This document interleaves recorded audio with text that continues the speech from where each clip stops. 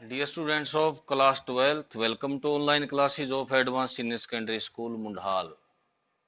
So students, today we are going to do a poem named Aunt Jennifer's Tigers.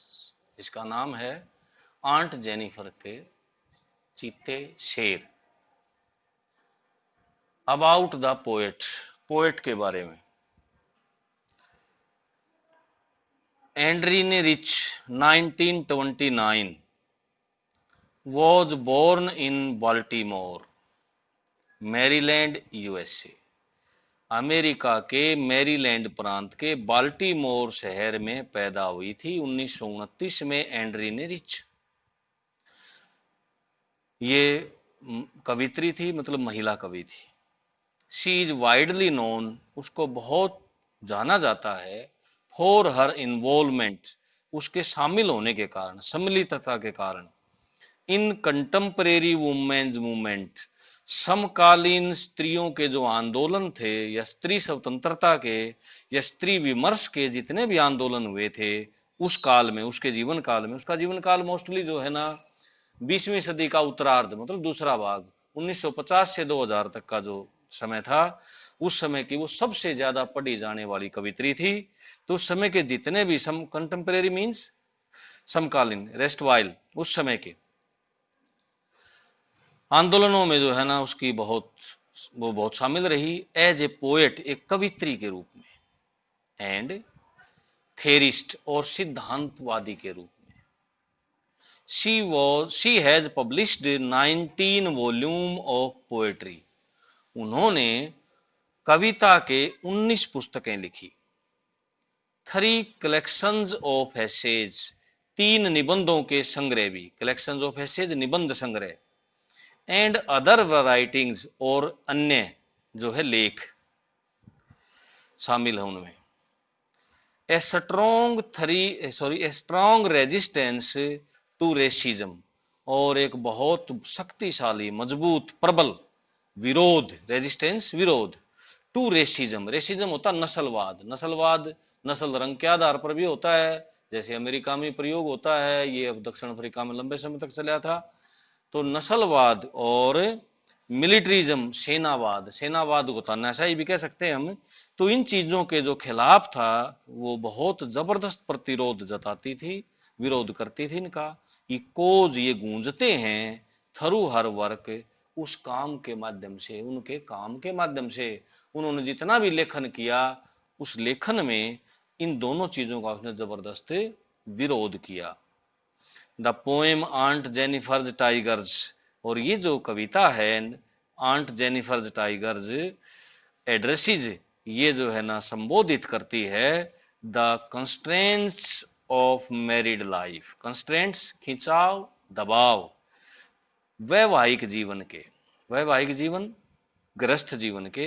A women experiences, जिनमें से एक स्त्री गुजरती है या स्त्री को अनुभव होता है, उसके बारे में जो है ना ये कविता बात करती है, या उन समस्याओं को, उन दबावों को जो है ना एड्रेस करती है, संबोधित करती है कि शादीशुदा जीवन में महिलाओं को किन किन दबावों से, किन किन खिंचावों से गुजरना पड़ता है। बिफोर यू रीड, तो इससे पहले कि आप पढ़ें, What does the title of the poem suggest to you? कविता का जो शीर्षक है वो आपको क्या सुझाता है, या उसको देख करके आपके मन में क्या आता है। अभी इसमें जो है ना सीधा आंट जेनिफर्स टाइगर, आंट या चाची, मौसी, आंट के सारे मीनिंग होते हैं। जेनिफर के जो है ना शेर, हाँ, तो क्या समझ दिखता है कि उसके बनाए हुए शेर। Are you reminded of other poems on tigers, क्या आपको शेरों पर और भी कवि, मतलब जो है ना कविताएं याद हैं। Yes, we have studied in syllabus of secondary, 10वीं में आपने पढ़े होंगे, 2 पोएम्स है वहां। तो अब शुरू करते हैं, देखो। Aunt Jennifer's tigers prance across a screen, screen पर्दा, पर्दा पैनल कोई कपड़े का भी हो सकता है, तो उस पर जो है ना बुनती है वो, आंट जेनिफर जो है टाइगरों को बुनती है अपने हाथ से किसी पर्दे पर। ठीक है। और प्रेंस होता है उछल कूद करना, मस्ती करना। तो आंट जेनिफर्स के जो टाइगर हैं वो पर्दे पर उछल कूद कर रहे हैं, करते हैं। ब्राइट टोपेज डेनिजन्स, डेनिजन्स किसी विशेष क्षेत्र में रहने वाले। तो शेरों का विशेष क्षेत्र क्या होता है? फॉरेस्ट, जंगल। तो ये ब्राइट चमकीले पुखराज जैसे, पुखराज का रंग पीला होता है और टाइगर भी पीले होते हैं। तो ये एक आप सिमिली कह सकते हैं, मेटाफर कह सकते हैं। तो उसी तरह का रंग जैसा पुखराज का। पुखराज क्या होता है? पुखराज इज ए प्रीशियस स्टोन, जिनको हम रत्न बोलते हैं, मतलब बहुमूल्य पत्थर जिनको हम रत्न बोलते हैं। जैसे हीरा होता है, मणि होती है, पन्ना होता है, तो इसी तरह का एक पुखराज भी होता है, रंग उसका पीला होता है। तो ब्राइट पुखराज, टोपाज डेनिजन्स, तो जंगल के रहने वाले चमकीले शेर कह लो, ये टोपाज जैसे। Of a world of green, हरे क्षेत्र के, हरी दुनिया के रहने वाले ये जो है ना पीले पीले चमकीले शेर। They do not fear the man, ये उन आदमियों से नहीं डरते। बीनीथ द ट्री, उस पेड़ के नीचे, पेड़ के नीचे जो आदमी हैं उनसे ये नहीं डरते। They pace in sleek chivalric certainty, chivalric certainty, certainty होता है विश्वसनीयता के साथ, दृढ़ता के साथ। चिवलरिक होता है politeness and respect, and particularly to women, मतलब स्त्री के प्रति दिखाई जाने वाली नम्रता और सम्मान चिवलरिक। और सलीक होता है बड़ी शान के साथ। तो बड़ी शान, आदर और सम्मान के साथ और मतलब दृढ़ता के साथ ये गति करते हैं। पेश माने गति करना, तो गति करते हैं ये। तो ये स्टेंजा आपको समझ में आ गया होगा 4 लाइंस का। तो आंट जेनिफर के बनाए हुए जो शेर हैं, जो पर्दे पर उसमें बना रखे हैं, बुन रखे हैं, कैसे हैं? पीले पीले चमकीले, जो है ना हरी दुनिया के जीव है ये। और जो है ये पेड़ के नीचे जो है किसी व्यक्ति से नहीं डरते हैं। और जो है ये बड़ी हल्की हल्की या अपनी गति करते हैं, किस ढंग से? बहुत ही शान से और आदर और सम्मान के, नम्रता के साथ, दृढ़ता के साथ। Second stanza, aunt Jennifer's fingers fluttering through her wool, aunt Jennifer's के, चाची जेनिफर की जो उंगलियां हैं फ्लटरिंग, फड़क रही हैं, थ्रू हर वूल, अपनी ऊन में से, मतलब वो जो बुनती है ना, ऊन से बुन रही है ये पर्दे के ऊपर। तो उस ऊन में से उसकी उंगलियां जो है ट्रेम्बलिंग, कांप रही हैं, फड़क रही हैं। क्यों? तो यहाँ जो है ना अपने अपने विचार होते हैं। तो पहला कारण जो मैं मानता हूं वो है कि वो बूढ़ी हो गई है। दूसरा जो है ना यूं भी माना जा सकता है कि वो मेल डोमिनेंट, मतलब पुरुष प्रधानता के कारण जो है एक दबाव स्त्री के ऊपर रहता है। तो उस अपने पति के दबाव में उसकी उंगलियां कांप रही हैं। लेकिन मैं जो मानता हूं वो ये है कि बुढ़ापे के कारण उसकी उंगलियां कांप रही हैं ऊन में। Find even the Ivory needle, Ivory needle हाथी दांत से बनी सुई को भी पाती है वो। हार्ड टू पुल, खींचना मुश्किल, मतलब उसको हाथी दांत की सुई को खींचना भी मुश्किल हो जाता है। उसकी उंगलियां कांप रही हैं, कमजोर है वो। The massive weight of uncle's wedding band, हाँ यहाँ थोड़ा सा आया जिक्र उसका, किसका? दबाव का।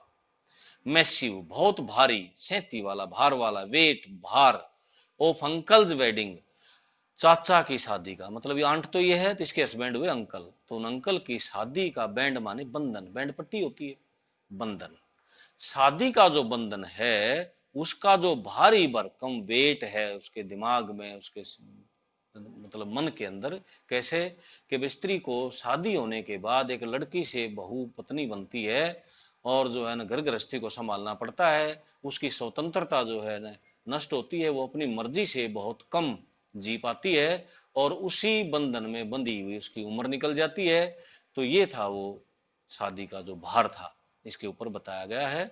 सीट सेविली, भारी रूप से बैठा हुआ है, upon aunt Jennifer's hand, Jennifer के हाथ के ऊपर।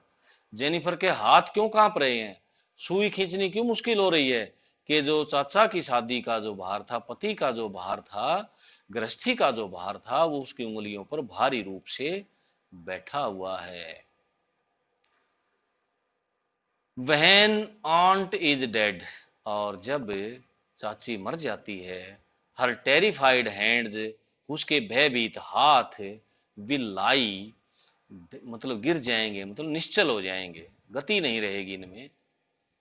स्टिल रिंग्ड, अब भी अंगूठी होगी उनके अंदर, घेरे होंगे, विद ऑर्डियल्स, अग्नि परीक्षाओं के। अग्नि परीक्षा बोलते हैं हम बहुत कठिन काम जिसमें से गुजरना बहुत मुश्किल होता है, उसको हम अग्नि परीक्षा, इंग्लिश में ऑर्डियल कहलाता है। A very hard difficult work. तो अग्नि परीक्षाओं की जो अंगूठियां हैं अब भी, शी वॉज मास्टर्ड बाई, और जिसका उन पर पूरा कब्जा था, जिस पर वो पूरी, या जो उसके ऊपर पूरी छाई, वही घर गृहस्थी का भार, पति का भार, पति की जिम्मेदारी, घर की जिम्मेदारी का वो जो भार था, उसी वो जो है ना वो अग्नि परीक्षाएं कहा गया ये। अब भी वो उसकी उंगलियां मोहोंगी, उसके साथ जाएंगी, उसके साथ ही जाएंगी मरने के बाद भी। The tigers in the panel, और पर्दे के ऊपर बने हुए जो शेर हैं, दैट शी मेड, जो उसने बनाए हैं, विल गो ऑन प्रेंसिंग, वो यूं ही उछल कूद करते रहेंगे, प्राउड, बड़े गर्व के साथ, एंड अनअफ्रेड, और बिना किसी भय के, बिना किसी भय के खुले घूमते रहेंगे, उछल कूद करते रहेंगे उसके बनाए गए शेर। तो बेटा यहाँ एक मीनिंग हम ये भी यहाँ से जो है ना निकाल सकते हैं कि स्त्री मनुष्य को जन्म देती है, पुरुष को, स्त्री पुरुष को जन्म देती है, उसका पालन पोषण करती है, लेकिन वही पुरुष उस पर शासन करता है, उसके ऊपर छाया रहता है। तो उसी के बनाए गए शेर उछल कूद करते रहेंगे, और चाची जो है ना मरने के बाद भी घर गृहस्थी के दबाव को लिए ही यहाँ से चली जाएगी। तो समझ में आ गया होगा आपको इसका जो है ना मर्म क्या था। एक स्त्री को जो है ना घर गृहस्थी में कितनी लीन हो जाती है, अपने आप को खो देती है, अपनी इच्छाओं को, अपनी स्वतंत्रता को, फ्रीडम को, विल को, सब कुछ को त्याग के उसमें रम जाती है।